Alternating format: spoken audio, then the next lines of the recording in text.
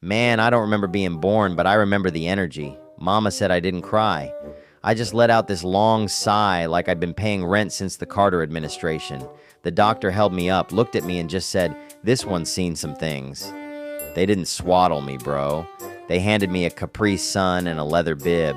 Mama said my mullet came out first, like a raccoon pelt on a hunting trip. I was looking like I'd already played bass in a Leonard Skynyrd tribute band. I didn't do baby stuff normal.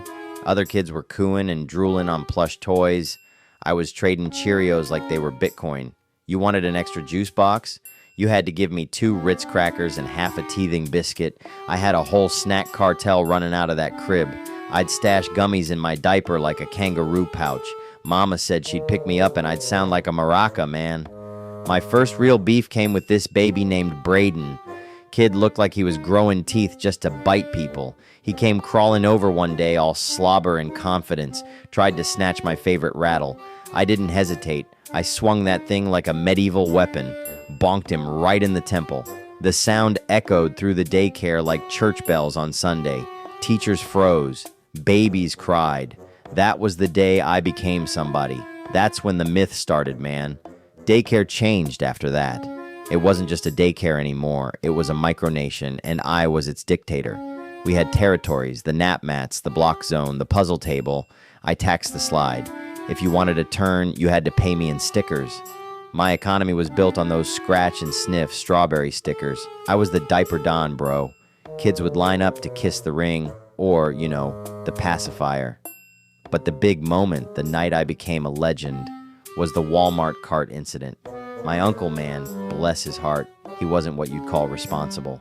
He left me overnight in a Walmart parking lot, in a cart, no blanket, no bottle, just me, a half-eaten teething ring, and a receipt for dog food. Most babies would have cried themselves hoarse, not me. By sunrise, I had a posse of raccoons guarding me like Secret Service. Some lady from produce brought me a Lunchable. By 8 a.m., I was running traffic like a mall cop. Folks said they saw me sitting up in that cart, lollipop in hand, giving hand signals to SUVs. I wasn't scared, bro. I was thriving. That was the first night I realized I could survive anywhere. And back home, the crib, that wasn't a bed. That was a prison. Alcatraz for infants. But I had skills. I used a stuffed giraffe as a grappling hook, scaled that crib like a Navy SEAL, and made my nightly raids. Mama woke up one time, and I was sitting in the fridge at 3 a.m. eating butter with my bare hands, diaper sagging like a hammock. She said I looked like a small man who'd just done a stint in county jail. Word spread. Toddlers older than me started paying tribute. My sandbox was my headquarters. I'd sit cross-legged in that thing, bib on like a mob boss, while babies lined up to trade. Somebody wanted the red shovel? That's 3 goldfish crackers. Somebody wanted to use the slide? That's a juice pouch and your last animal cracker. My empire was run on animal crackers and fear, bro. But here's the part nobody expects. I was spiritual too. I was deep. People would see me sitting in my high chair, just staring out the window like an old man thinking about his first divorce. Some lady once said, "That baby looks like he knows my secrets." And I probably did. Babies are born enlightened, bro. We come out of the womb with all the answers. Then some idiot jingles keys in our face and we forget everything. I used to meditate just staring at ceiling fans, man. I'd astral project into another dimension, come back when mama said it was bath time. By 2.5, I'd gone from myth to legend. People didn't just babysit me, they booked appointments. Teachers didn't teach me, they studied me. Older kids, 5-year-olds, real hardened veterans of the preschool yard, they'd bring me Lego pieces like tribute. I had pacifier brokers, snack couriers, diaper runners. One kid named Mason became my enforcer. He could bench press a stroller, bro. Daycare wasn't a place for play anymore. It was a stock exchange with nap mats. There was this one time a kid brought a Hot Wheels car like it was a flex. I traded him a broken teething ring for it, flipped that car to another kid for 2 snack packs and a glow stick, and by the end of recess, I'd turned it into a tricycle. That's generational wealth, man. People were calling me the Sandbox King. My mama thought it was cute. Nah, I was running a Fortune 500 company out of a diaper. One day I got introspective. I was sitting in my stroller, apple juice in hand, just looking out at the playground like a retired gangster thinking about his choices. I had everything: snacks, power, respect. But was I happy? Yeah, bro. I was 2 years old and had... but was I happy? Yeah, bro. I was 2 years old and had more snacks than a gas station in Alabama. Happiness achieved. I'd sit there in that stroller like Tony Montana, just sipping apple juice out of a bottle like it was a fine whiskey, watching toddlers trade toys like stocks. You don't know power until you've been in a diaper, sitting on a hill of goldfish crackers, staring down at a playground kingdom you built with your bare hands. But power comes with enemies, man. There was this one baby, Elijah, always crawling around with a bib that said Mommy's Little Angel, but you knew he was shady. He had 2 teeth up top, 2 on the bottom, and he'd bite you like a gator if you got too close.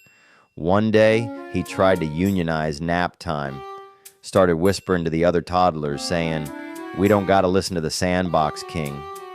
Next thing I know, half the daycare's throwing Cheerios at me.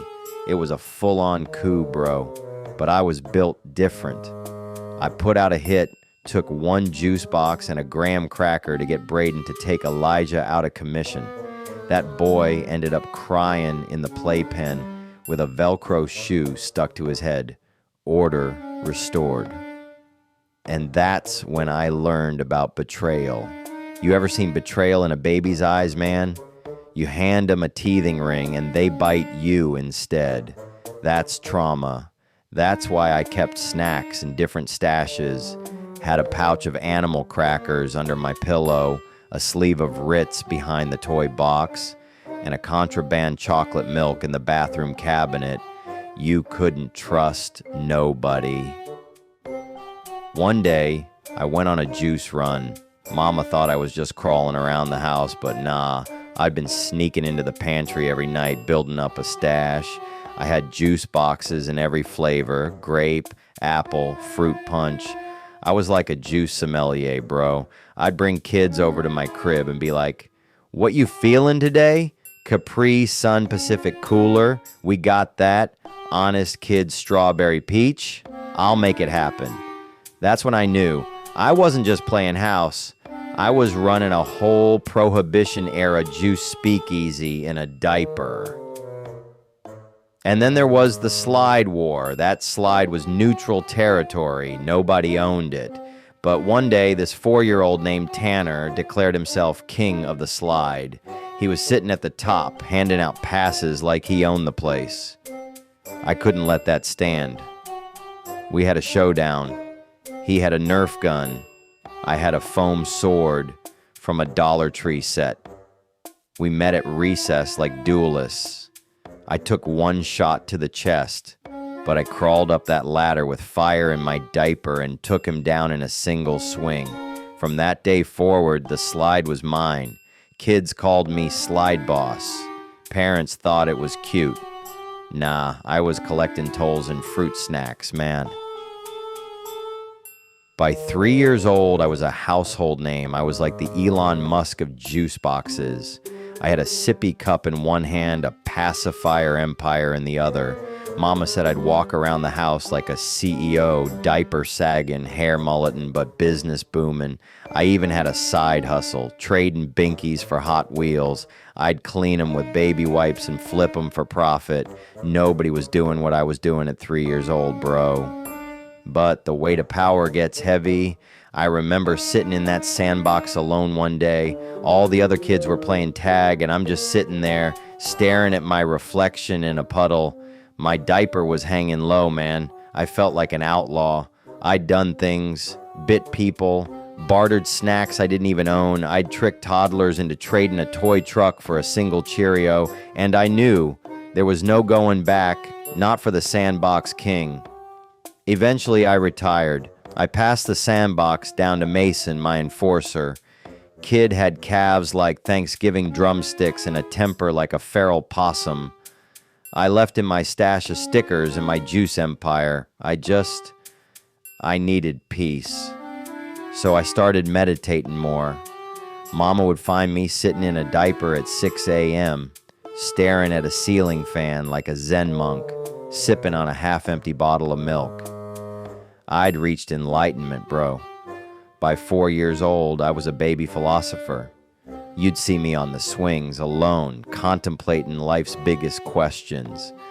Like, why do socks disappear? Who really runs the daycare? And how many goldfish crackers is too many? Turns out there is no answer. The crackers run you. Now I'm grown, but I still carry those lessons. I still stash snacks. I still don't trust a kid with too many stickers. And I still wake up at 3 a.m. heading to the fridge for butter. The Sandbox King never dies, bro. He just gets potty trained.